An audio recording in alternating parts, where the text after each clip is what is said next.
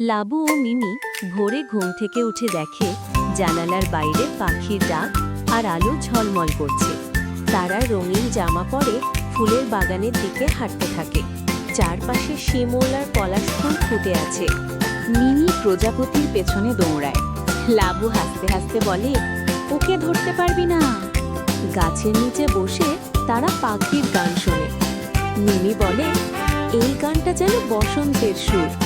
খোলা মাঠে তারা দৌড়ায়, বাতাসে চুল উড়ে যায়। দূরে বাচ্চারা ঘুড়ি উড়াচ্ছে। তারা দোকানে বসন্তের পিঠা খায়, চিতই আর পাটিসাপটা। মিমি বলে, এই পিঠার গন্ধেই তো বসন্ত। নদীর ধারে বসে তারা জলরাশি ঝিকিমিকি দেখে। মিমি পাথরে বসে পা ডুবিয়ে দেয়।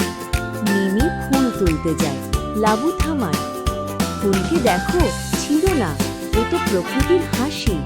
তারা অন্য শিশুদের সাথে বসন্তের গান গায়।